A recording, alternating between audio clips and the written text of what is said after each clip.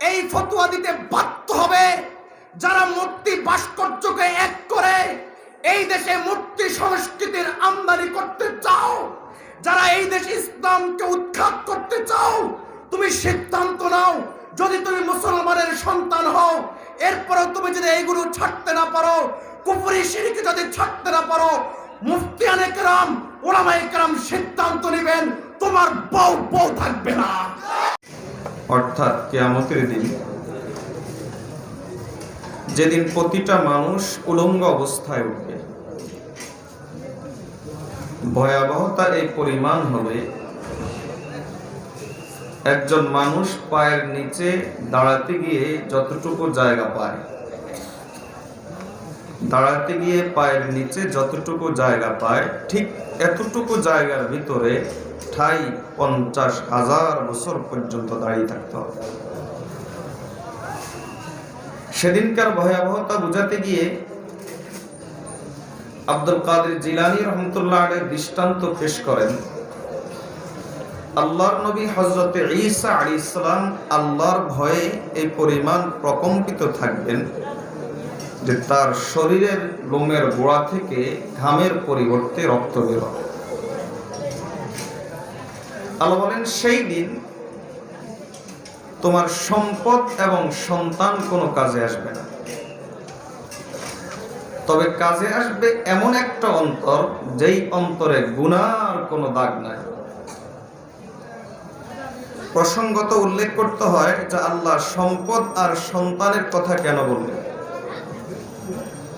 কারণ সম্পদ আর সন্তান দুনিয়াতেই পরিপূর্ণ কাজে আসে না, আখিরাতে কি আসবে? আপনি একটু চিন্তা করলে দেখবেন, আপনি ডাক্তার থেকে ওষুধ কিনতে পারবেন, হাসপাতালে গিয়ে চিকিৎসা নিতে পারবেন, সুস্থতা কিনে আনতে পারবেন না। আপনি চোখের জন্য আপনি চশমা কিনতে পারবেন, চোখের জ্যোতি কিনে আনতে পারবেন না। আরামের জন্য আপনি এসি লাগাইতে পারবেন, ফ্যান লাগাইতে পারবেন, কিন্তু শান্তি আরাম কিনে আনতে পারবেন না। আপনি একটু গভীরভাবে চিন্তা করলে দেখবেন, কৃষক যখন ধান ক্ষেতের মধ্যে ধান ছিটায়, তখন প্রতিটা ধানের দুই দিকে দুইটা অঙ্কুর থাকে। আমাদের এই অঞ্চলের ভাষায় বলা হয় ক্যারট। একটা অঙ্কুরের কাজ হলো মূল হওয়া, আর আরেকটা অঙ্কুরের কাজ হলো গাছ হওয়া। কৃষক ছিটানোর সময় যেটা মূল হওয়া সেটাকে নিচের দিকে দিয়ে রেখে আসে না, আর যেটার কাজ গাছ হওয়া সেটাকে উপরের দিকে দিয়ে রেখে আসে না। এই অঙ্কুরগুলো এতটাই দুর্বল থাকে, একটা ছোট্ট পোকাও খেয়ে ফেলতে পারে, একটা মুরগির ছানাও খেয়ে ফেলতে পারে, সামান্য রোদও পড়ে যেতে পারে, সামান্য বৃষ্টির ফোঁটার পানিতে পচে যেতে পারে। কিন্তু এই সব কিছু থেকে রক্ষা করে যেই অঙ্কুরটা উপরের দিকে যাওয়া দরকার গাছ হওয়ার জন্য, সেটাকে উপরের দিকে নিয়ে, আর যেটা নিচের দিকে যাওয়া দরকার সেটাকে নিচের দিকে নিয়ে ধান প্রজাতিকে রক্ষা করে আমাদের হাতে, আমাদের পাতে খাদ্য বা ভাত এনে দেওয়ার ব্যবস্থা করেন কে? আপনি দোকান থেকে চাউল কিনতে পারবেন, জমিনের মধ্যে এই প্রক্রিয়াটা করতে পারবেন।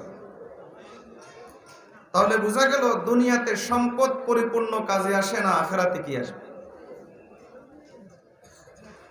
সন্তান সন্ততির কথা আল্লাহ কেন বললেন? সন্তান সন্ততিও দুনিয়াতে পরিপূর্ণ কাজে আসে না। আপনি একটু গভীরভাবে চিন্তা করলে দেখবেন, কুসন্তান হলে তো পরের কথা, সে তো কাজে আসেই না। যদি সুসন্তানও হয়, আপনি যদি অসুস্থ হন, সুসন্তান আপনাকে ডাক্তারের কাছে নিতে পারবে, চিকিৎসা করাতে পারবে, কিন্তু আপনার অসুস্থতার ব্যথা সে নিতে পারবে। তাহলে বোঝা গেল সন্তান সন্ততিও দুনিয়াতে পরিপূর্ণ কাজে আসে না। আল্লাহ বলেন, সেই দিন কাজে আসবে এমন একটা অন্তর যেই অন্তরের মধ্যে গুনার কোনো নাপাকি থাকবে না। এখান থেকে বোঝা যায় অন্তর দুই প্রকার।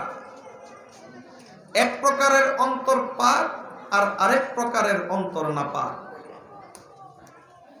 পাক অন্তরের অধিকারের মানুষের আচার ব্যবহার, চলাফেরা, অ্যাক্টিভিটিস, কর্মকাণ্ড, বিহেভিয়ার, মানুষের সাথে তার উঠা বসা, লেনদেন কেমন হয়, আর নাপাক অন্তরের অধিকারীর এই সমস্ত বিষয় কেমন হয়, আমি আপনাদেরকে ব্যক্তিগত জীবন থেকে একটা দৃষ্টান্ত পেশ করব যে একজন মানুষ পাক অন্তরের অধিকারী হলে ব্যক্তিগত জীবনে কেমন হয়, আর নাপাক অন্তরের অধিকারী হলে ব্যক্তিগত জীবনে কেমন হয়। সমাজ জীবন থেকে একটা দৃষ্টান্ত পেশ করব। একজন মানুষ পাক অন্তরের অধিকারী হলে সমাজের মানুষের সাথে তার আচার ব্যবহার কেমন হয়, আর নাপাক অন্তরের অধিকারী হলে সমাজের মানুষের সাথে তার আচার ব্যবহার কেমন হয়। এরপরে পারিবারিক জীবন থেকে একটা দৃষ্টান্ত পেশ করব। একজন মানুষ পাক অন্তরের অধিকারী হলে তার পরিবারটা কেমন হয়, আর নাপাক অন্তরের অধিকারী হলে তার পরিবারটা কেমন হয়। জাতীয় আর আন্তর্জাতিক জীবন থেকে একটা দৃষ্টান্ত পেশ করব যে পাক অন্তরের অধিকারীর কনসেপ্ট, চিন্তাভাবনা কেমন হয়, আর নাপাক অন্তরের অধিকারীর কনসেপ্ট, চিন্তাভাবনা কেমন হয়। এরপর নাপাক অন্তরকে পাক করার জন্য আপনাদের সামনে ছোট্ট 3টা আমলের কথা বলেই আমার আজকের আলোচনা শেষ করব ইনশাআল্লাহ। একটা দৃষ্টান্ত। পাক অন্তরের অধিকারীর ব্যক্তিগত জীবন এমন হয় যে পাক অন্তরের অধিকারী ব্যক্তিগত জীবনে নামাজের ব্যাপারে অবহেলা করে না, বিশেষ করে ফজরের নামাজ। কারণ হাদিস শরীফে রাসূলুল্লাহ সাল্লাল্লাহু আলাইহি ওয়াসাল্লাম বলেন, একজন মানুষ যখন ঘুমায় তখন তার ঘাড়ের মধ্যে শয়তান 3টা গিট্টু মারে মন্ত্র পড়ে পড়ে। শয়তানের মন্ত্র হলো আলাইকা নাওমুন তাবিলুন ফারকান, তুমি দীর্ঘ সময় ঘুমাও। এ কথা বলে সে একটা ফু মারে আর গিট্টু মারে, এভাবে 3টা গিট্টু মারে। মানুষ যখন ঘুম থেকে উঠে চোখ মেলে আল্লাহর একটা জিকির করে কিংবা ঘুম থেকে ওঠার দোয়াটা পড়ে নেয়, সাথে সাথেই শয়তানের দেওয়া একটা গিট্টু খুলে যায়। এরপর যখন ওযুটা সে সেরে ফেলে তার আরেকটা গিট্টু খুলে যায়। যখন সে নামাজের জন্য তাকবীরে তাহরিমা বলে ফজরের নামাজটা শুরু করে দেয় তখন সাথে সাথে তার আরেকটা গিট্টু খুলে যায়। নবী সাল্লাল্লাহু আলাইহি ওয়াসাল্লামের ভাষা শুনেন। নবী সাল্লাল্লাহু আলাইহি ওয়াসাল্লাম বলেন, ওয়া ইল্লা আসবাহা খাবিসান নাফসি কাসলান, অন্যথায় এই লোকটা যদি ফজরের নামাজের জন্য উঠতে না পারে, নবীজির শব্দ শুনেন, এই শব্দ আমরাও ব্যবহার করি।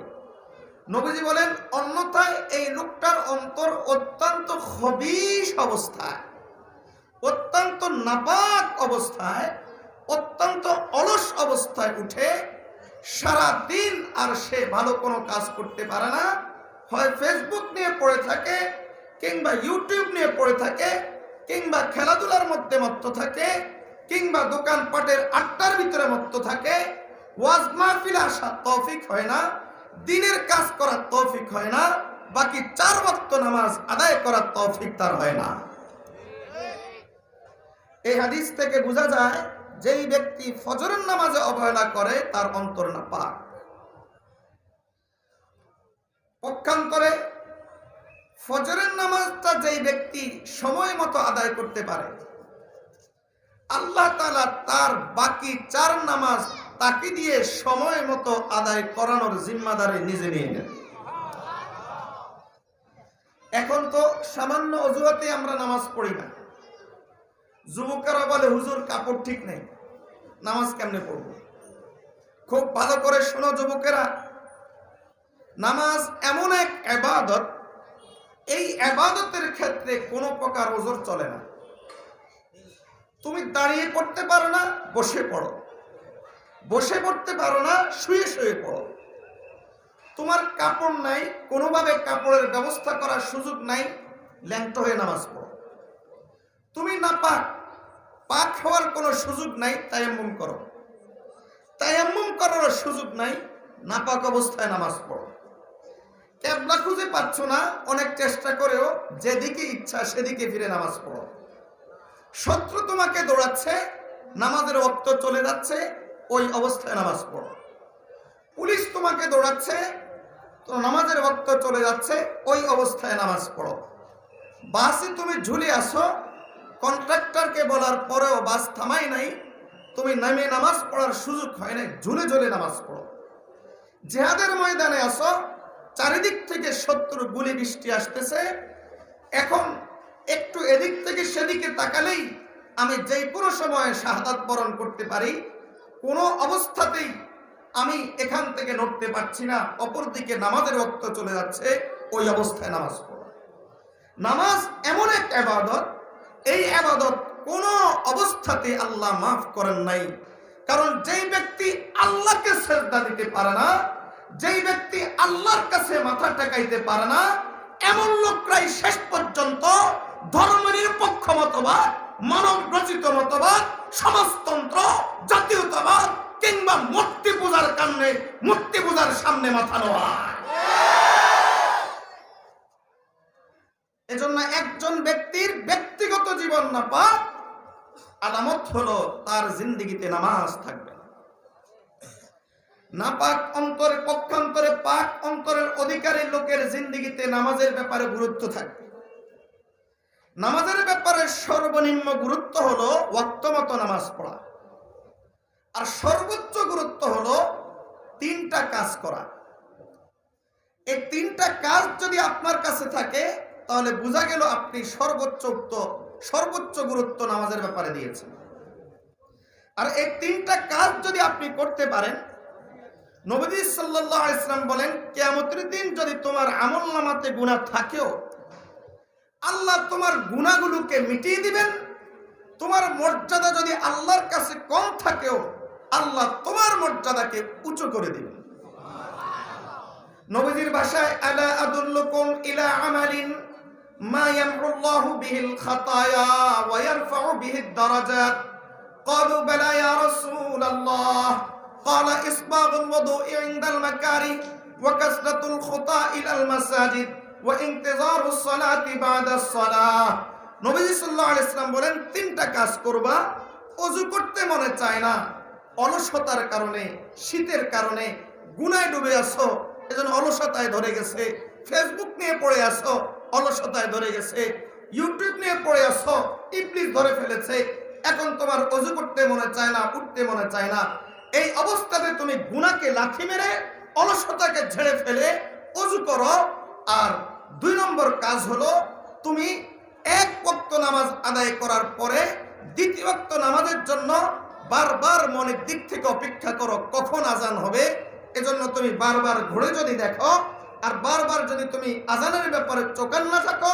নম্বর 3 হলো, যদি তুমি মসজিদে বেশি করে আসা যাওয়া করতে পারো, নবী সাল্লাল্লাহু আলাইহি ওয়াসাল্লাম বলেন, আল্লাহ তাআলা তোমার সমস্ত গুনাহ মিটিয়ে দিবেন, আর আল্লাহ তোমার মর্যাদা আখিরাতে বাড়িয়ে দিবেন। এবং একজন মুজাহিদ সীমান্ত পাহারা দিয়ে আল্লাহর কাছে যেই পরিমাণ প্রিয় হয়, তুমি এই তিনটা কাজ করলে ধীরে ধীরে আল্লাহর কাছে তেমন প্রিয় হয়ে যাবে।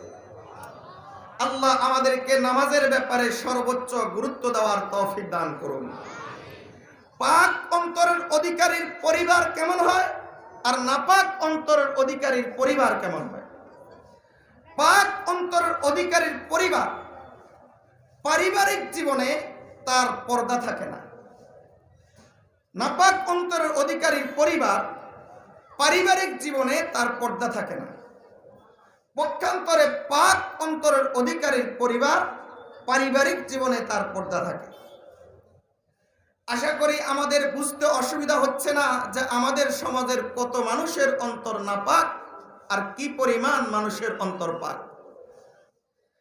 নাপাক অন্তরের অধিকারী, তার জীবনে পর্দা চলে যেতে যেতে একটা পর্যায়ে এমন আসে, এখন আর পর্দা করতে মনে চায় না, এতটুকুতে সীমাবদ্ধ থাকে না। বরং একটা পর্যায়ে এসে এবার পর্দার ব্যাপারে আপত্তি শুরু হয়।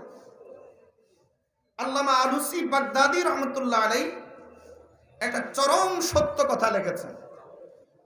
আল্লামা আলুসি বাগদাদি রহমতুল্লাহ আলাইহি লেখেন, একজন মানুষের ঈমান হারার প্রক্রিয়াটা শুরু হয় 3টা ধাপে।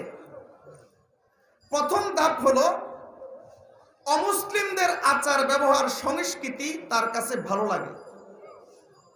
এবার ভালো লাগার কারণে সে এগুলো অনুসরণ করা শুরু করে। এবার তার কাছে মডেল হয় কোনো খেলোয়াড় কিংবা বেশ্যা, যাদেরকে মিডিয়া নাম দিয়েছে সেলিব্রিটি, এমন কোন ব্যক্তি তার কাছে মডেল হয়। এরপরে সে তার মতো আচার আচরণ তাদের মতো হয়। এটা হলো প্রথম ধাপ। ইহুদি খ্রিস্টানদের মতো সে চেহারাটা বানায়, ইহুদি খ্রিস্টানদের মতো তার ফ্যামিলি লাইফ, ইহুদি খ্রিস্টানদের মতো তার লাইফ স্টাইল। দ্বিতীয় ধাপে এসে এবার সে যেগুলোকে ইহুদি খ্রিস্টানদের, অমুসলিমদের, বেঈমান কাফেরদের যেগুলো তার কাছে ভালো লেগেছিল, এবার সেগুলোকে সে বৈধ করার চেষ্টা করে, এভাবে যে সেগুলোর ব্যাপারে সে আপত্তি তোলা শুরু করে। তখন সে বলে, আচ্ছা পর্দার বিধান হারাম কেন, ব্যাপারটা বুঝলাম না। আচ্ছা সুদের কারবার কেন হারাম হবে, সুদ তো আর ব্যবসা এক জিনিস। আচ্ছা মূর্তি কেন হারাম হবে, একটা ছবি তো বানাইলো। এবার সে এটাকে বৈধ করার জন্য যখন চেষ্টা করে যখন ইসলামে বৈধতা পায় না, ইসলামে বৈধতা না পেয়ে এবার সে 3 নম্বর ধাপে চলে যায়। 3 নম্বর ধাপে সে এভাবে যায়, এবার সে ওইটাকে বৈধ করার জন্য, ওই বস্তুটাকে, ওই হারাম জিনিসটাকে বৈধ করার জন্য বিভিন্ন প্রকারের অপব্যাখ্যার আশ্রয় নেয়। 4র্থ নম্বর আর ধাপ থাকে না। এই অপব্যাখ্যার আশ্রয় নেওয়ার পরেই সে আস্তে করে মুরতাদ হয়ে যায়, বেঈমান হয়ে যায়, কাফের হয়ে যায়, নাস্তিক হয়ে যায়। আমি শুধু একটা দৃষ্টান্ত দিলেই আপনারা বিষয়টা সহজেই বুঝবেন। যেমন পর্দা কিংবা চলমান ইস্যু ভাস্কর্য নিয়ে দৃষ্টান্ত দেই। ভাস্কর্য, কিছু লোকের কাছে এই মূর্তিটা ভালো লাগছে, আস্তে আস্তে এটার প্রতি তার প্রেম তৈরি হয়েছে। এখন মুসলমানের ঘরে জন্মগ্রহণ করেছে, ভাস্কর্য বা মূর্তির প্রতি তার প্রেম কেমনে আছে এটা বুঝাবে কিভাবে, শরম লাগে। এজন্য এইটাকে বৈধ করার অপব্যাখ্যায় সে লিপ্ত হলো। অপব্যাখ্যা করতে গিয়ে সে দিল ব্যাখ্যাটা, সে এমন দাঁড় করাইলো যেই ব্যাখ্যার পক্ষে না কোনো অভিধান বা ডিকশনারি আছে, না যেই ব্যাখ্যার পক্ষে কোরআন আছে, না যেই ব্যাখ্যার পক্ষে হাদিস আছে, না যেই ব্যাখ্যার পক্ষে কোনো উলামায়ে কেরাম আছে। এমন একটা ব্যাখ্যা সে দাঁড় করাইলো আর বলতে লাগলো যে মূর্তি আর ভাস্কর্য এটা এক বিষয় নয়, ইসলামে মূর্তি হারাম আর ভাস্কর্যের ব্যাপারে ইসলাম কোনো কিছু বলে নাই। ব্যাপারটা সে এমন হয়ে গেল, কেমন যেন সে বলল কুত্তা আর কুকুর এক না, কেমন যেন সে বলল শুকুর আর সুর এক না। এই ধরনের অপব্যাখ্যায় কোরআন সুন্নাতে যেই ব্যাখ্যা নাই, উলামায়ে কেরাম যেই ব্যাখ্যা শুনে নাই, সেই ব্যাখ্যার বিপরীতে গিয়ে ইসলামের কোন বিধানের ব্যাপারে যদি কোনো ব্যক্তি অপব্যাখ্যা দাঁড় করায়, বেঈমান হয়ে যায়, নাস্তিক হয়ে যায়। আশা করি আমাদের বুঝতে অসুবিধা হচ্ছে না যে একজন মানুষের বেঈমানের প্রক্রিয়াটা এই 3 ভাবে শুরু হয়। প্রথমে ভালো লাগে, এরপর ওটাকে বৈধ করার চেষ্টা করে, করতে না পারলে এবার অপব্যাখ্যার আশ্রয় নেয়। অপব্যাখ্যার আশ্রয় নেওয়ার সাথে সাথেই আলুসি বাগদাদি রহমতুল্লাহ আলাইহি বলেন 4 নম্বর আর ধাপ থাকে না, 4 নম্বরে সে বেঈমান হয়ে যায়। আমি যেটা বলতে চাইছিলাম, একজন মানুষের পরিবার যদি পর্দার সাথে থাকে তাহলে আলামত হলো তার অন্তরটা পাক আছে, কিছুটা হলো পাক আছে। আর যদি পর্দার সাথে না থাকে তাহলে আলামত হলো তার অন্তরটা পাক নাই। এজন্য পারিবারিক জীবনে তার আচার আচরণ হবে পর্দা থাকা আর না থাকার সাথে, থাকলে অন্তর পাক আর না থাকলে অন্তর না পাক। আর বেশি দৃষ্টান্ত কিংবা ব্যাখ্যায় যাব না, আমার হাতে সময় খুব সীমিত। এজন্য আমি সমাজ জীবন থেকে পাক অন্তরের অধিকারী তার সমাজ জীবনে আচার ব্যবহার কেমন হয়, তার সমাজ জীবনে কর্মকাণ্ড কেমন হয়, আর নাপাক অন্তরের অধিকারীর সমাজ জীবনে তার কর্মকাণ্ড কেমন হয়, এ বিষয়ে উলামায়ে কেরাম যা বলেন সেটা হলো, যেই ব্যক্তির অন্তর পাক, সমাজ জীবনে তার আচার ব্যবহারে তিনটা জিনিস পাওয়া যায়। একটা হলো বড়দের প্রতি তার শ্রদ্ধা থাকে, 2 নম্বর হলো ছোটদের প্রতি তার স্নেহ থাকে, 3 নম্বর হলো উম্মতের উলামায়ে কেরামের প্রতি তার শ্রদ্ধা এবং আনুগত্য থাকে। এই তিনটা জিনিস সমাজ জীবনে তার থাকে। আর নাপাক অন্তরের অধিকারী যে, তার কাছে এই তিনটা জিনিস থাকে না। বড়দের প্রতি শ্রদ্ধা তার অন্তরে থাকে না, এজন্য সে বেয়াদব হয়, সন্ত্রাসী টাইপের হয়। আর ছোটদের প্রতি তার স্নেহ থাকে না, এজন্য সে চাঁদাবাজ আর সন্ত্রাসী টাইপের হয়। সে বাউন্ডারি টাইপের হয়, বখাটে হয়, রাস্তার মোড়ে দাঁড়িয়ে দাঁড়িয়ে মেয়েদেরকে ইপটিজিং করে, অথবা নেশার জায়গাতে গিয়ে নেশার আড্ডায় মেতে পড়ে। আর 3 নম্বর হলো উম্মতের আলেমদের সাথে তার শ্রদ্ধা থাকে না, এজন্য উম্মতের আলেমদেরকে কখনো ঘাড় মটকানোর কথা বলে, কখনো বলে খেলা হবে, কখনো বলে বুড়িগঙ্গা ফেলে দিব, কখনো বলে দেখে ছাড়বো, কখনো পিটানোর ধমকি দেয়, কখনো জেল হুমকির ইত্যাদির ধমকি দেয়, আর কখনো বলে আমি ঘরে বসে বসে তোমার চাইতে বড় আলেম হয়ে গেছি, তুমি মাদ্রাসায় গিয়ে আব্বা আম্মার পিটুনি গিয়ে মাদ্রাসায় গিয়ে তারপর তুমি কতটুকু আলেম হয়েছ। এই যে এ জাতীয় কথা মূলত ওই ব্যক্তির অন্তর থেকে বের হয়, যার অন্তরের ভিতরে নাপাকি পড়ে আছে। পরিষ্কার করে শুনেন, এই তিনটা জিনিস যার কাছে থাকে না, বড়দের প্রতি সম্মান, ছোটদের প্রতি স্নেহ, আলেম ওলামার প্রতি শ্রদ্ধা। নবী সাল্লাল্লাহু আলাইহি ওয়াসাল্লাম পরিষ্কার করে বলেন যে লাইসা মিন্না মান লাম ইয়াজিল্লা কাবীরানা ওয়া লাম ইয়ারহাম সাগীরানা ওয়া লাম ইয়ারিফ হাক্কা উলামাইনা। যে ব্যক্তি বড়দেরকে সম্মান করবে না, ছোটদেরকে স্নেহ করবে না, আমার উম্মতের আলেমদের প্রতি যার কোনো শ্রদ্ধা থাকবে না, নবী সাল্লাল্লাহু আলাইহি ওয়াসাল্লাম বলেন সে আমার উম্মতের অন্তর্ভুক্ত নয়। নবী সাল্লাল্লাহু আলাইহি ওয়াসাল্লামের এই সমস্ত হাদিস থেকে বোঝা যায় যে এই তিনটা জিনিস থাকা আর না থাকা একজন মানুষের পাক অন্তর আর নাপাক অন্তরের আলামত। বিশেষত 3 নম্বরটা, যার অন্তরে উলামায়ে কেরামের প্রতি মহব্বত থাকে না, আলামত হলো তার অন্তরটা নাপাক। উলামায়ে কেরামের প্রতি মহব্বত না থাকার অনেকগুলো কারণ, তোর মধ্যে সবচাইতে বড় কারণ কি জানেন? সবচাইতে বড় কারণ হলো উলামায়ে কেরামের সাথে চলাফেরা, উঠা বসা, তাদের সাথে আসা যাওয়া না করা। আল্লাহর বান্দা খুব ভালো করে শুনো, পরিষ্কার কথা, কার বিরুদ্ধে তুমি দাঁড়াচ্ছ, কার জবান তুমি বন্ধ করতে চাচ্ছ, কার মাহফিল তুমি বন্ধ করতে চাচ্ছ, কার ওয়াজ নসিহত তুমি বন্ধ করতে চাচ্ছ, কার ঘাড় মটকানোর কথা বলছো। আরে তুমি যার ঘাড় মটকানোর কথা বলেছো তার সম্পর্কে আল্লাহ তো কোরআন মাজিদের মধ্যে বলেছেন, কুল হাল ইয়াস্তাবিল্লাযীনা লা ইয়ালামুনা ওয়াল্লাযীনা লা ইয়ালামুন, যে তুমি আর ওই আলেম সমান না। আর তুমি যার সম্পর্কে বলেছো খেলা হবে, তার সম্পর্ক তো তোমার নবী বলেছেন ইন্নামাল উলামাউ ওয়ারাসাতুল আম্বিয়া, এরা হলো নবীগণের ওয়ারিস। আরে যাকে তুমি বলেছো পিটাবা, দেখিয়ে ছাড়বা, যাকে তুমি বলেছো আলেম কি জানে, তার সম্পর্কে নবী সাল্লাল্লাহু আলাইহি ওয়াসাল্লাম তো বলেছেন, ও আমার সাহাবায়ে কেরাম শুনো, তোমাদের উপর আমার মর্যাদা যেমন, সাধারণ উম্মতের উপর আমার উম্মতের একজন আলেমের মর্যাদা তেমন।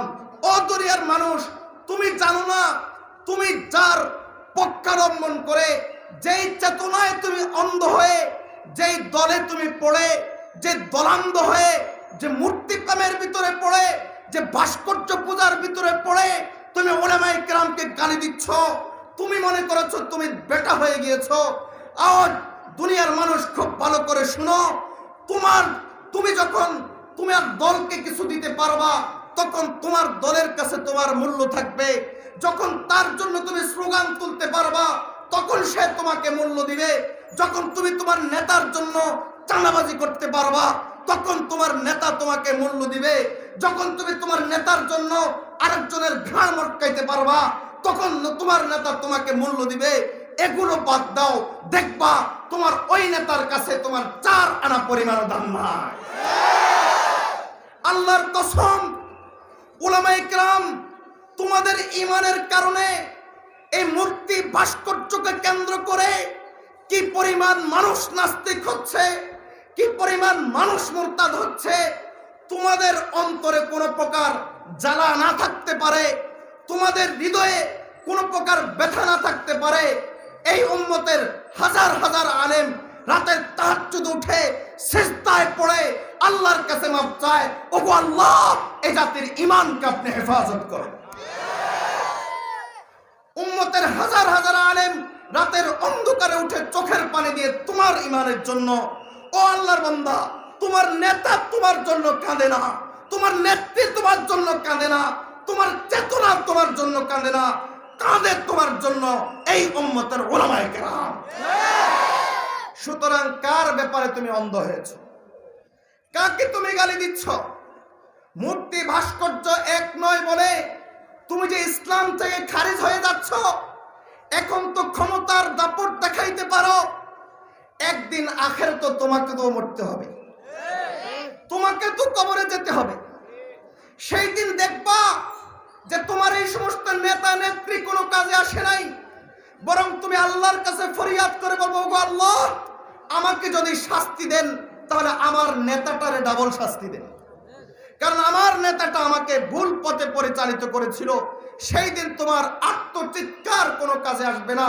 সেই দিন তুমি যতই চিৎকার করো সেগুলো তোমার কাজে আসবে না। খুব ভালো করে শুনেন যে এই নেতা নেত্রী তোমাকে কোনো কিছু দিতে পারবে না। ঈমান ঠিক করো, ঈমান ঠিক রাখো। 2 হাতে ধরে জোর করে তোমার কাছে বলে যাই, হাত পা ধরে তোমার কাছে বলে যাই, মূর্তি ভাস্কর্য এগুলো এক নয় বলে আল্লাহর ওয়াস্তে ঈমানটা হারাইও না। আমি আপনাদেরকে জিজ্ঞেস করি, আপনারা একটু সবাই বলবেন তো, সবাই উত্তর দিবেন। এই ইস্যুটা তৈরি হওয়ার আগে, এই ইস্যুটা সৃষ্টি হওয়ার আগে মূর্তি যে হারাম এটা মুসলমানের সন্তান হিসাবে কে না জানতো?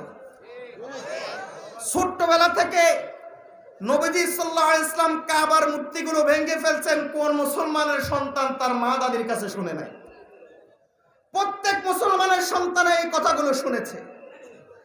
আজ তোমাকে চেতনা এতটাই অন্ধ করে দিল, আজ তোমার দল তোমাকে এতটাই অন্ধ করে দিল, আজ তোমার ক্ষমতার দাপট তোমাকে এতটাই অন্ধ করে দিল যে তোমার ঈমান কোন দিকে চলে যাচ্ছে আর আলেম ওলামাকে তুমি কোন শ্রেণীকে তুমি কি বলছো এটা তোমার খবর থাকে না। তুমি আলেম ওলামাকে ধমক দাও যে আলেম ওলামার জবান থামানোর জন্য তাদেরকে গ্রেফতারের ভয় দেখাও, হাসি লাগে। আর আমরা তো আলেম হয়েছি এই বিশ্বাস করে দুনিয়ার সকল শক্তি যদি আমার ক্ষতি করতে চায় আর আমার আল্লাহ যদি ক্ষতি করতে না চান, দুনিয়ার পুরো বাপের বেটার সাহস নাই আমার ক্ষতি করা। তুমি ফাঁসির ভয় দেখাবা, আর আমরা তো মরণের জন্য, শাহাদাতের মওতের জন্য তো প্রতিদিন আল্লাহর কাছে দোয়া করি, ওগো আল্লাহ আমাদের ওই জীবন সৌভাগ্যবান হবে যেই জীবন আমরা আপনার রাস্তায় দিতে পারবো। তুমি আমাকে কিসের ভয় দেখাবা? আল্লাহর ওয়াস্তে ভয় দেখানো এই সমস্ত জিনিস বাদ দিয়ে একটু ঈমানটাকে হেফাজত করার চিন্তা করো। আল্লাহ আমাদের সকলকে এই কথাগুলো বুঝার তৌফিক দান করুন। একজন মানুষের অন্তর নাপাক আর একজন মানুষের অন্তর পাক, জাতীয় জীবনে তার চিন্তা চেতনা কেমন হবে? নাপাক অন্তরের অধিকারীর জাতীয় জীবনের চিন্তা চেতনা আর পাক অন্তরের অধিকারীর জাতীয় জীবনের চিন্তা চেতনা এক হবে না, বরং ভিন্ন হবে। নাপাক অন্তরের অধিকারীর জাতীয় জীবনের চিন্তা চেতনাটা এমন হবে যে সব কিছু গোল্লায় যাক, আমার ঈমান কোথায় গেল এ নিয়ে আমার এত টেনশনের কিছু নাই। আমার ইসলাম কোথায় গেল এটা নিয়ে আমার এত টেনশনের কিছু নাই। আমার কাজ হলো কেবলমাত্র হয়তো যৌনতা পূরণ কিংবা পেট ভরা কিংবা ক্ষমতা অর্জন। আমার কাজ হলো হয়তো টাকা উপার্জন অথবা অবৈধ উপায়ে যৌনতা পূরণ কিংবা ক্ষমতা অর্জন। নাপাক অন্তরের অধিকারীর কনসেপ্টটা তার এমন হবে, এই চিন্তার কারণে সে কখনো ইসলামের পক্ষে দাঁড়াইতে পারে না। জাতীয় জীবন আসলে সে ইসলামের পক্ষে তখন পক্ষাবলম্বন করতে পারে না। তখন সে এই জাতীয় জীবনে এতটাই অন্ধ হয়ে যায়, ক্ষমতার জন্য, টাকা পয়সা উপার্জনের জন্য কিংবা অবৈধ উপায়ে তার যৌন চাহিদা পূরণের ব্যবস্থাকে সহজ করার জন্য এবার ইসলামের উপর আঘাত আসলে সে বরং মনে মনে খুশি হয়। তখন তার হাতটা আর মুসলমানদের সাথে থাকে না, তখন তার হাতটা সাথে সাথেই অমুসলিমদের সাথে চলে যায় এবং সে অমুসলিমদের সাথে একতাবদ্ধ হয়ে যায়। বোঝা গেল তার অন্তরটা নাপাক। অথচ আমি আপনাদেরকে জিজ্ঞেস করি, ইসলামের চাইতে সুন্দর ব্যবস্থা জগতে আর কোনো কিছু আছে? একটু কল্পনা করে দেখেন তো, একটু চিন্তা করে দেখেন তো, ওই সমাজ না জানি কত সুন্দর, যেই সমাজে কোনো জায়গাতে কোনো ব্যভিচার আর ধর্ষণের খবর শোনা যায় না। একটু কল্পনা করেন, একটু ভাবেন, ওই সমাজ না জানি কত সুন্দর, যেই সমাজের সাধারণ শিক্ষিত থেকে শুরু করে সর্বোচ্চ শিক্ষিত লোকটা পর্যন্ত তার অন্তরে আল্লাহর ভয় এই পরিমাণ থাকে, কোটি টাকা লোপাট করা তো দূরের কথা, 1 টাকা চুরি করার সাহস তার অন্তরে হয় না। ওই সমাজ কত সুন্দর, যেই সমাজের মানুষের অন্তরগুলো এমন, নারীর প্রতি শ্রদ্ধা থাকে, বড়দের প্রতি যার শ্রদ্ধা থাকে, ছোটদের প্রতি যার স্নেহ থাকে। ওই সমাজের ফজরের পরের দৃশ্যটা না জানি কত সুন্দর, যেই সমাজের ফজরের পর দৃশ্যটা এমন হয় চারিদিক থেকে কোরআন তেলাওয়াতের আওয়াজ ভেসে আসে। ওই সমাজের মাগরিবের পরের দৃশ্যটা না জানি কত সুন্দর, যেই সমাজের মাগরিব পরের দৃশ্যটা এমন হয় দোকানপাট আর গুনার বাজারগুলো খোলা থাকে না, মানুষ বাসা বাড়িতে চলে যায়, জিকির আজকার এলেম শিখা কিংবা আমলের মধ্যে মত্ত হয়ে যায়। ওই সমাজের চিত্রটা একটু কল্পনা করেন তো, ওই সমাজের চিত্রটা না জানি কোনো সুন্দর, কত সুন্দর, যেই সমাজে কোনো অস্ত্রের কোনো দাপট নাই, একে অপরকে অন্যায়ভাবে হত্যা করার কোনো পরিবেশ নাই, যেই সমাজে একে অপরকে অন্যায়ভাবে হত্যা করা তো দূরে থাক, একজনকে কথা দিয়ে আঘাত করার সময়ও তার 10 বার চিন্তা আসে আমি আল্লাহর কাছে কি জবাব দিব। একটু চিন্তা করে দেখেন, এই 56,000 বর্গ মাইলের এই আমাদের এই প্রিয় দেশটাতে এমন একটা সমাজ যদি হয়ে যেত, এমন একটা সমাজ ব্যবস্থা, এমন একটা রাষ্ট্র ব্যবস্থা যদি হয়ে যেত, তাহলে এই আকাশের বাংলার আকাশ না জানি কত সুন্দর হতো। এই বাংলার আকাশ থেকে যখন বৃষ্টি বর্ষণ হতো, তখন সেখান থেকে যে ফল উৎপাদিত হতো না জানি সেটা কত সুস্বাদু হতো।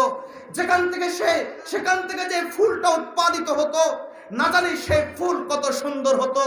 সেখানের পুকুর থেকে, সাগর থেকে, নদী থেকে যেই মাছ আমার বাসায় আসতো না জানি সেই মাছটা কত সুস্বাদু হতো। সেখানের পরিবেশ না জানি কেমন হতো, সেখানের পশু পাখিগুলো না জানি কেমন করে কিচির মিচির আওয়াজ করত, সেখানের নদী নালাগুলো না জানি কেমন করে কলকলিয়ে চলতো, সেখানের বাতাস না জানি কেমন সুবাতাস হতো, যেখানে কোনো বিষ থাকবে না, যেই বাতাসে কোনো ভাইরাস থাকে না, যেই বাতাসে কোনো বিষক্রিয়া থাকে না। একটু চিন্তা করে দেখেন সেই সমাজ কত সুন্দর।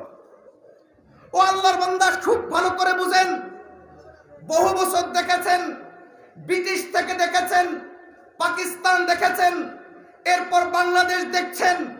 এই দীর্ঘ যুগের পর যুগ ইসলাম বাদ দিয়ে কখনো জাতীয়তাবাদকে ক্ষমতায় এনেছেন, ইসলাম বাদ দিয়ে কখনো ধর্মনিরপেক্ষ মতবাদকে ক্ষমতায় এনেছেন, ইসলাম বাদ দিয়ে কখনো মানবরচিত আইনকে পাশ করিয়ে ক্ষমতায় এনেছেন, ইসলাম বাদ দিয়ে কত কিছুই না আপনারা ট্রাই করে দেখেছেন, পরীক্ষা করে দেখেছেন।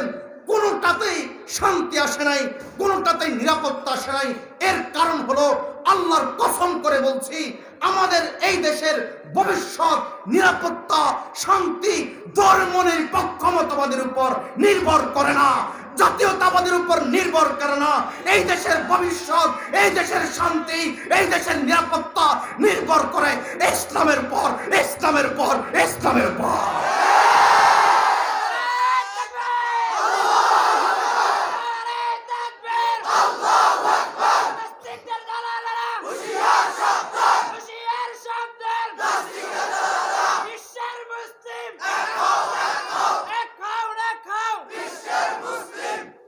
মনে রাখবেন, ইসলাম ছাড়া মুক্তি আর শান্তির দ্বিতীয় কোনো ব্যবস্থাপত্র নাই।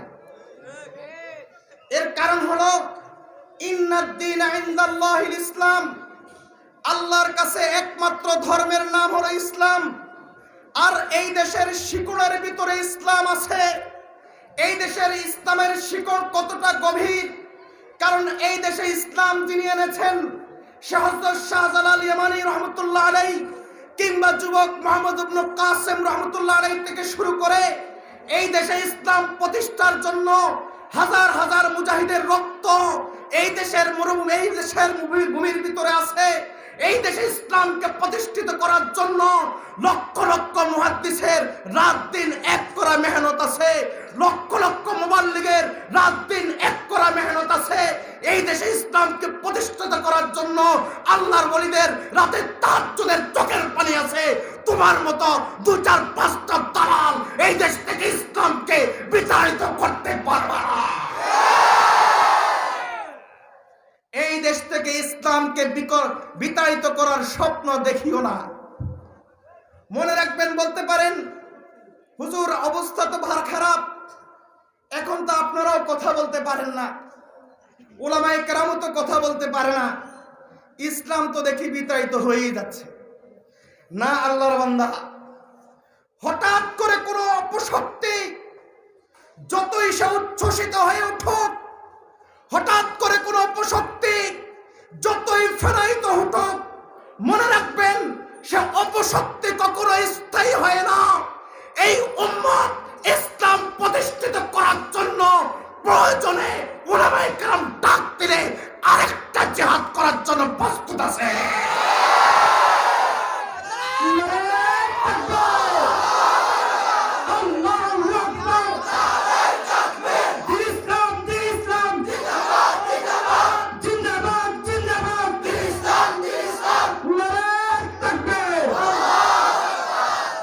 আমাদের পূর্বপুরুষদের রেখে যাওয়া এই 56,000 বর্গমাইলের বাংলাদেশ আমরা কোন ধর্মনিরপেক্ষ মতবাদের কাছে ইজারা দেই নাই। আমরা মানব রচিত চারু সন্তানের সৃষ্ট গণতন্ত্র, আব্রাহাম লিঙ্কনের গণতন্ত্রের কাছে ইসলামকে ভাড়া রাখি নাই।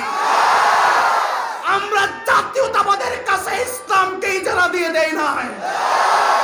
আমাদের পূর্বপুরুষের ঘাম ঝরা ইসলামকে এই দেশে বিতাড়িত করার চিন্তা করলে ওই হাত ভেঙে দেওয়া হবে। এই দেশের ইসলামের প্রতি তাকালে ওই চোখ উপড়ে ফেলা হবে। মনে রাখবা, রক্ত দেওয়া এই উম্মত ভুলে যায় নাই। আমার নবী সাল্লাল্লাহু আলাইহি ওয়াসাল্লাম যেমন ভাবে নবীউর রহমত ছিলেন, রহমতের নবী ছিলেন, ভালোভাবে চলবা, রহমতের আচরণ হবে। অন্যথায় আমার নবী কিন্তু তিনি জিহাদের নবী ছিলেন, উম্মত জিহাদও ভুলে যায় না। পরিষ্কার কথা, খুব ভালো করে বুঝেন। এত কিছুর পরও যদি তোমাদের বুঝে না আসে, এই দেশের লক্ষ লক্ষ মসজিদ থেকে, এই দেশের লক্ষ লক্ষ আলেম তাদের মসজিদের মিম্বর থেকে, হাজার হাজার ফতোয়া বিভাগের ফতোয়া বিভাগ থেকে এই ফতোয়া দিতে বাধ্য হবে যারা মূর্তি ভাস্কর্যকে এক করে এই দেশে মূর্তি সংস্কৃতির আমদানি করতে চাও, যারা এই দেশে ইসলামকে উৎখাত করতে চাও। তুমি সিদ্ধান্ত নাও, যদি তুমি মুসলমানের সন্তান হও, এরপরেও তুমি যদি এইগুলো ছাড়তে না পারো, কুফরি শিরক যদি ছাড়তে না পারো, মুফতিয়ানে কেরাম ওলামায়ে কেরাম সিদ্ধান্ত নেবেন তোমার বউ থাকবে না। কারণ মুরতাদের বউ বিয়া থাকে না, মুরতাদের বিয়া থাকে না। তোমার বউ থাকবে না, তোমার জানাজা এই দেশের মাটিতে পড়তে দেওয়া হবে না।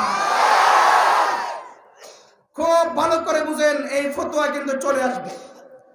ওলামায়ে কেরাম কিন্তু এভাবেই চিন্তা করছেন, তোমরা ওলামায়ে কেরামের কণ্ঠনালী স্তব্ধ করতে পারবা, ওলামায়ে কেরামের ফতোয়াকে স্তব্ধ করতে পারবা না। এই দেশের যাদের ক্ষমতার সূর্য অস্ত যেত না, 200 বছর পর্যন্ত যারা শাসন করেছিল, সেই ইংরেজ অপশক্তি উলামায়ে কেরামের ফতোয়াকে স্তব্ধ করতে পারে নাই। তোমার বাপ দাদারা উলামায়ে কেরামের ফতোয়াকে স্তব্ধ করতে পারে নাই। তোমার মতো চুনুপুটি আর কে? খবরদার, খুব অচিরেই ফতোয়া চলে আসবে, তোমার জানাজা পড়া হবে না। এখন এই শুরু হয়ে গেছে। আমরা যারা বিভিন্ন দিনের খেদমতের সাথে থাকি, আমাদের কাছে প্রতিদিন না হলেও 2-1 দিন পরে হলেও মা বোনদের পক্ষ থেকে ফোন আসে, আমাদেরকে জিজ্ঞেস করে, হুজুর আমার স্বামী তো ভাস্কর্যর মিছিলে গেছে, আলেম ওলামা বিরোধী মিছিলে গেছে, বিয়েটা ঠিক আছে নি না বাপের বাড়িতে চলে যাব? এখনই কিন্তু আমাদের কাছে ফতোয়া আসে। উলামায়ে কেরামের মুখ যদি খুলে যায়, তাহলে উলামায়ে কেরামের মুখ যদি ছুড়ে যায়, তাহলে উলামায়ে কেরাম কিন্তু এই ফতোয়া দিতে বাধ্য হয়ে যাবে। আল্লাহ আমাদেরকে কথাগুলো বুঝার তৌফিক দান করুন। একজন মানুষের অন্তর যখন নাপাক হয়, আন্তর্জাতিক জীবনের ব্যাপারে তার চিন্তা চেতনা কনসেপ্ট কেমন হয়, আর অন্তর যদি পাক হয় তাহলে আন্তর্জাতিক জীবনের ব্যাপারে তার চিন্তা চেতনা কনসেপ্ট কেমন হয়, এই কথা আমাদেরকে বুঝতে হবে। একজন মানুষের অন্তর যদি পাক হয়, তখন তার চিন্তা চেতনাটা এমন হয়, দুনিয়ার যেখানেই আমার কোনো মুসলমান ভাই নির্যাতিত হবে, সে আমার ভাই। দুনিয়ার যেখানে আমার কোনো বোন নির্যাতিত হবে, ধর্ষিত হবে, সে আমার বোন। এবার চাই ইংরেজি ভাষার হোক, চাই সে হিন্দি ভাষার হোক, চাই সে চাইনিজ ভাষার হোক, চাই সে ফরাসি ভাষার হোক, যে কোনো ভাষার যেই লোকটাই আমার ভাই, যদি সে মুসলমান হয়, নির্যাতিত হয়, তাহলে সে আমার ভাই। যদি কোনো বোন নির্যাতিত হয়, তাহলে সে আমার বোন। একজন মানুষের অন্তর যখন পাক হয়, আন্তর্জাতিক বিষয়গুলোর ব্যাপারে তার চিন্তা চেতনা এমন হয়।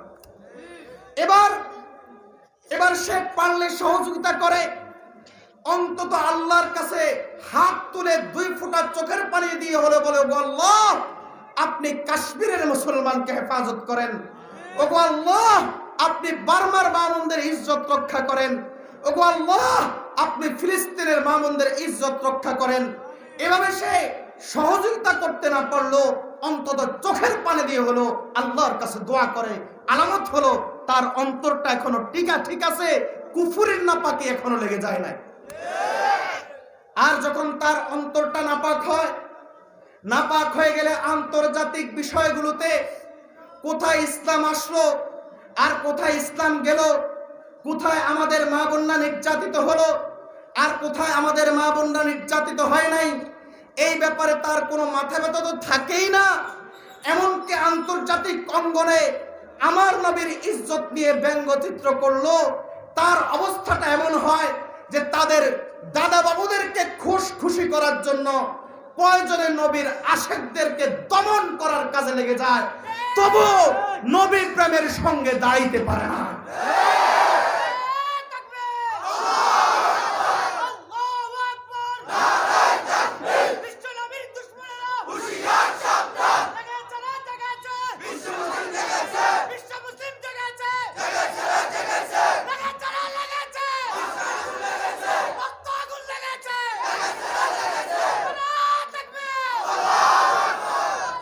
আলামত হলো তার অন্তরটা নাপাক।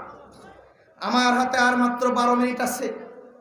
এই 12 মিনিটে আমি আপনাদেরকে এই নাপাক অন্তরকে পাক করার যে 3টা চিকিৎসার কথা বলেছিলাম, একটার জন্য 3 থেকে 3.5 মিনিট বরাদ্দ করে 3টা চিকিৎসার কথা বলবো। এখন এর আগে আমি আপনাদেরকে একটা কথা বলি, আমাদের একটা বদ অভ্যাস আছে।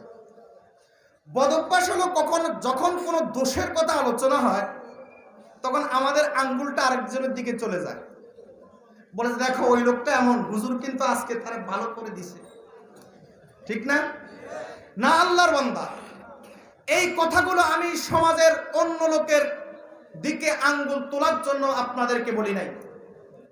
প্রত্যেকে নিজের দিকে আঙ্গুলটা দিয়ে রাখেন যে আমার কাছে এগুলো আছে কিনা, পাক অন্তরের যে আলামতগুলো বলা হয়েছে সেটা আমার কাছে আছে কিনা। যদি থাকে তাহলে আলহামদুলিল্লাহ, আর যদি না থাকে তাহলে এই কথা চিন্তা করেন, আমি যেটাই হই না কেন, আমি যেই দলেই করি না কেন, আমি যেই সমাজেই বাস করি না কেন, আমি যেই বাবা মায়ের সন্তানই হই না কেন, আমাকে তো একদিন আল্লাহর কাছে যেতে হবে, আমাকে তো আমার ঈমান নিয়ে মরতে হবে, আমাকে তো আমার আল্লাহর কাছে জবাব দিতে হবে, আমাকে তো কবরে গেলে জবাব দিতে হবে। এই কথাটা আপনি চিন্তা করার জন্যই আপনাদেরকে এই কথাগুলো শোনানো হয়েছে, যাতে করে প্রত্যেকেই আমাদের আঙ্গুলটা নিজের দিকে রাখে। এজন্য দয়া করে আল্লাহর ওয়াস্তে অন্যের দিকে আঙ্গুল তুলবেন না। একজন মানুষের অন্তর নাপাক, আশা করি আমার এতক্ষণের কথা থেকে আপনাদের বুঝতে অসুবিধা হয় নাই যে আমাদের সমাজের অধিকাংশ মানুষের, আমাদের সমাজ মানে আমাদের সমাজের অর্থাৎ আমাদের অধিকাংশেরই অন্তর পাক না নাপাক? অধিকাংশের অন্তর নাপাক, কোনো না কোনোভাবে নাপাকি হয় ব্যক্তি জীবনে, কিংবা পারিবারিক জীবনে, কিংবা সমাজ জীবনে, কিংবা জাতীয় জীবনে, কিংবা আন্তর্জাতিক জীবনে কোনো না কোনোভাবে নাপাকি আছে। এই নাপাক অন্তরটাকে পাক করতে হলে 3টা চিকিৎসা আপাতত দিয়ে যাচ্ছি। এই 3টা চিকিৎসা এমন, এই 3টা চিকিৎসা যদি আপনি গ্রহণ করা শুরু করে দেন, কি কারণে অন্তর নাপাক হয়েছে এটা দেখার বিষয় নয়, এই 3টা চিকিৎসা গ্রহণ করা শুরু করে দিলে আল্লাহ ধীরে ধীরে আস্তে আস্তে আপনার অন্তরকে পাক করে দিবেন। অন্যতা ওলামায়ে কেরাম লিখেছেন, এই অন্তরটা নাপাক হওয়ার দরজা হলো 4টা। 4 দরজা দিয়ে এই অন্তরে নাপাকি ঢুকে 10 কারণে নাপাক হয়। এখন ওই 4 দরজা আর 10 কারণ আপাতত বলার মতো সময় নাই, এজন্য শুধু চিকিৎসার কথা বলে দিচ্ছি। এই চিকিৎসাটা গ্রহণ করেন, কারণ যেটাই থাকুক না কেন, দরজা যেটাই হোক না কেন, আল্লাহ তাআলা ধীরে ধীরে আপনার অন্তরকে পাক করে দেবেন ইনশাআল্লাহ। আপনি যখন ডাক্তারের কাছে কোনো রোগ নিয়ে যান, ক্ষুধামন্দা রোগ নিয়ে গেলেন, ডাক্তার কি তখন আপনাকে 2 প্লেট ভাত, 10টা রুটি, 5-7টা পরোটা নিয়ে বসিয়ে দিয়ে একটা লাঠি নিয়ে বসে তারপর বলে খা, না হয় পিঠা আছে, এমনটা করে না? কিছু ট্যাবলেট দেয়। ঠিক তেমনি ভাবে আমাদের অন্তর বিভিন্ন কারণে নাপাক, কিন্তু আপনি 3টা চিকিৎসা শুরু করে দেন, আল্লাহ তাআলা ধীরে ধীরে আপনার অন্তরকে পাক করে দিবেন। 1 নম্বর চিকিৎসা, নবী সাল্লাল্লাহু আলাইহি ওয়াসাল্লামের সুন্নাত। এক শব্দে সুন্নাত, বলেন কি? সুন্নাত। এর দলিল হলো হযরত আনাস ইবনে মালিক রাদিয়াল্লাহু তাআলা আনহু থেকে বর্ণিত হাদিস। আনাস ইবনে মালিক রাদিয়াল্লাহু তাআলা আনহু ছিলেন নবীজির অত্যন্ত আদরের খাদেম। নবীজি তাকে আপন সন্তানের মতো আদর করতেন বিধায় তাকে ইয়া বুনাইয়া, হে আমার আদরের সন্তান বলে ডাক দিতেন। নবীজি সাল্লাল্লাহু আলাইহি ওয়াসাল্লাম একদিন আনাস রাদিয়াল্লাহু তাআলাকে বলেন, ইয়া বুনাইয়া, হে আমার আদরের সন্তান, যদি তুমি পারো, ইন তাকদির আন তুসবিহা আও তুমসিয়া ওয়ালাইসা ফি কলবিকা গিশশুন লি আহাদিন ফাফআল। হে আমার আদরের সন্তান, যদি তুমি পারো তাহলে তোমার চোখ খোলা থেকে শুরু করে চোখ বন্ধ হওয়া পর্যন্ত তোমার সারা দিনের কর্মকাণ্ড, কাজ, আচার, ব্যবহার, চলাফেরা যাতে এমন হয় যে তোমার অন্তরে কোনো মুসলমানের প্রতি হিংসা নাই, তোমার অন্তরে কোনো মুসলমানের প্রতি বিদ্বেষ থাকবে না, কোনো মুসলমানের প্রতি তোমার অন্তরে কোনো শত্রুতা থাকবে না। যদি তুমি এমনটা করে তোমার 24 ঘন্টার সময়টা কাটাইতে পারো, তোমার উপর যারা জুলুম করেছে তাদেরকেও মাফ করে দাও, আর তুমি যাদের উপর জুলুম করেছো তাদের কাছে মাফ চেয়ে নাও। আমাদের বড় একটা চমৎকার কথা বলেন, আল্লাহর বান্দা, তুমি মাজলুম হয়েছো এভাবে চিন্তা করিও না, অমুক তোমাকে জুলুম করেছে, এভাবে তুমি চিন্তা করো না, বরং এভাবে চিন্তা করো যে আমি মাজলুম হওয়ার কারণে আল্লাহ আমাকে তার ওলি বানিয়ে, আল্লাহ আমাকে তার মুস্তাজাবুদ দাওয়াত বান্দা বানিয়ে দিচ্ছে। এভাবে চিন্তা করো। এভাবে আপনি যদি অন্তরটাকে করে নিতে পারেন, মাফ চাওয়া, মাফ করা, কারো ব্যাপারে হিংসা বিদ্বেষ শত্রুতা না থাকা, যদি এভাবে করে নিতে পারেন, নবীজি বলেন আনাস তাহলে তুমি এভাবে করে নিও। ওয়াজালিকা মিন সুন্নতি, এটা আমি নবীর সুন্নত। ওমান আহাব্বা সুন্নতি ফাকাদ আহাব্বানি, আর যে আমি নবীর সুন্নতকে মহব্বত করবে সে আমাকেই মহব্বত করবে। ওমান আহাব্বানি কানা মাই ফিল জান্নাহ, আর যে আমাকে মহব্বত করবে সে আমার সাথে জান্নাতে থাকবে। এই ব্যক্তির অন্তর সুন্নতের উপর আমল করার কারণে আল্লাহ কি পরিমাণ পাক করে দিচ্ছেন যে কেবলমাত্র সে জান্নাতে যাবে না, বরং সবচাইতে পবিত্র অন্তরের অধিকারী গোটা সৃষ্টি জগতের মধ্যে যার, সে মহানবী সাল্লাল্লাহু আলাইহি ওয়াসাল্লামের সাথে তার জান্নাত হয়ে যাবে। তাহলে এই ব্যক্তির অন্তরটা কি পরিমাণ পরিষ্কার হয়ে যাবে। এজন্য আপনি একটা সুন্নতের উপর আমল করলেন, এর অর্থ হলো জান্নাতের দিকে এক কদম অগ্রসর হলেন। সামান্য পরিমাণ হলো আপনার অন্তর থেকে গুনাহ নাপাকি দূর হয়ে গিয়েছে। এবার আমরা সুন্নতের উপর আমল করতে রাজি আছি তো ইনশাআল্লাহ। আপাতত তিনটা সুন্নতের কথা বলে যাই। হাকিমুল উম্মত মুজাদ্দিদ মিল্লাত আশরাফ আলী থানভী রাহমাতুল্লাহ আলাইহি বলেন, এই তিনটা সুন্নতের উপর আমল করলে অন্যান্য সুন্নতের উপর আমল করার পিপাসা তোমার অন্তরে জাগবে। এক নম্বর সুন্নত হলো তোমার রুচিতে যেই কাজকে উত্তম মনে হয় সেই কাজের ক্ষেত্রে তুমি ডানকে প্রাধান্য দিবা। তোমার রুচিতে যেই কাজ অধম মনে হয় সেই কাজের ক্ষেত্রে তুমি বামকে প্রাধান্য দিবা। কাজ বিসমিল্লাহ দ্বারা শুরু করবা। দুই নম্বর সুন্নত হলো সালামের প্রচার প্রসার বেশি করবা। মূলত সালামের প্রচার প্রসারের ভিতরে একটা বড় চিকিৎসা আছে, কারণ অন্তর নাপাক হওয়ার যে সমস্ত কারণ উলামায়ে কেরাম বলেন তার মধ্যে 10টা কারণের মধ্যে 1 নম্বর কারণ হলো অহংকার, আর সালামের মধ্যে সে অহংকারের চিকিৎসা আছে। এজন্য দেখবেন একজন একজনকে সালাম দিতে পারে না মূলত অহংকারের কারণে। বাবা সন্তানকে সালাম দিতে পারে না, বাবা হওয়ার অহংকার। শ্বশুর জামাইকে সালাম দিতে পারে না, শ্বশুর হওয়ার অহংকার। বড় ভাই ছোট ভাইকে সালাম দিতে পারে না, বড় ভাই হওয়ার অহংকার। স্বামী স্ত্রীকে সালাম দিতে পারে না, স্বামী হওয়ার অহংকার। শাশুড়ি বৌমাকে সালাম দিতে পারে না, শাশুড়ি হওয়ার অহংকার। আমার মতো হুজুর আপনার মতো পাবলিককে সালাম দিতে পারে না, হুজুর হওয়ার অহংকার। ধনী গরিবকে সালাম দিতে পারে না, ধনী হওয়ার অহংকার। অথচ আমার আপনার নবী ছিলেন সব অহংকার থেকে মুক্ত, তাই তিনি ছোট বড় সকলকে সালাম দিতেন। নবীজি সাল্লাল্লাহু আলাইহি ওয়াসাল্লাম বলেন আল বাদিউ বিস সালাম বারিউম মিনাল কিবরি, যে ব্যক্তি আগে সালাম দিতে পারবে আল্লাহ তাআলা তাকে অহংকার থেকে মুক্তি দিয়ে দিবেন। এজন্য 2 নম্বর সুন্নত হলো বেশি করে সালামের প্রচার এবং প্রসার করবেন। 3 নম্বর সুন্নত হলো আল্লাহর জিকিরের অভ্যাস করবেন। এভাবে সুন্নতের অপর নাম জান্নাত। এই জগতে নাম সুন্নত, জগৎ চেঞ্জ হওয়ার সাথে সাথে এর নাম জান্নাত। আপনি এই জগতে সুন্নতের উপর আমল করবেন, আল্লাহ তাআলা ধীরে ধীরে আপনার অন্তরটাকে পাক করে আপনাকে জান্নাতের উপযুক্ত বানিয়ে দিবেন। 2 নম্বর চিকিৎসা, এই নাপাক অন্তরকে পাক করার জন্য 2 নম্বর চিকিৎসা।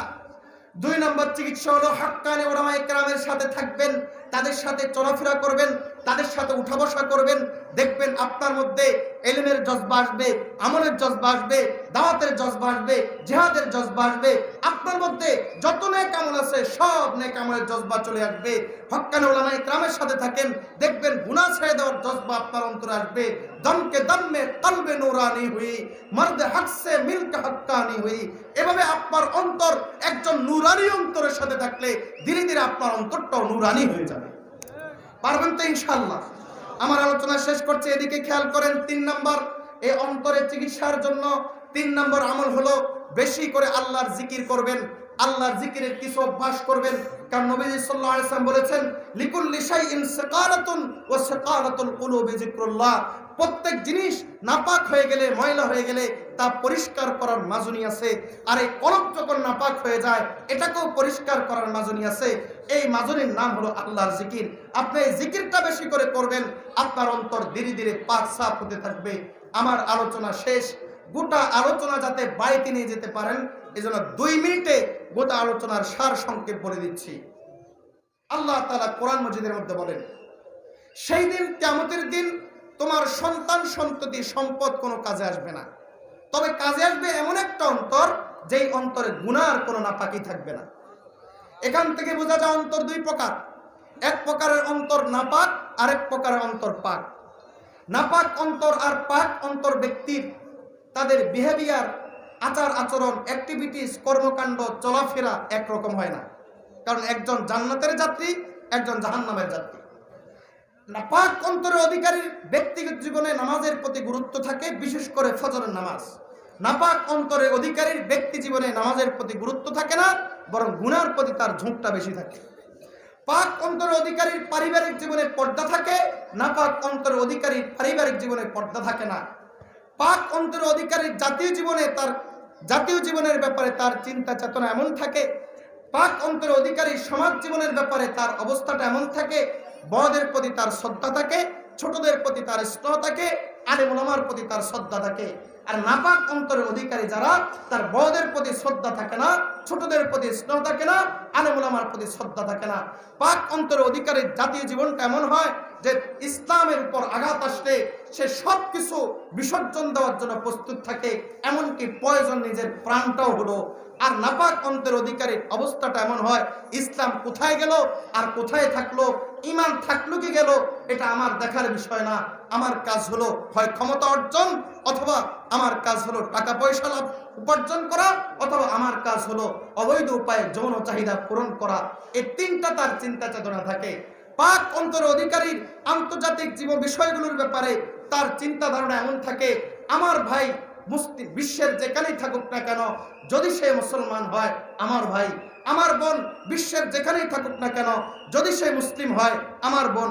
কাজেই আমার কোনো ভাই বিশ্বের যেখানেই নির্যাতিত হবে, আমার ভাই নির্যাতিত হয়েছে, পারলে আমি সহযোগিতা করব, না পারলে অন্তত দোয়া করব।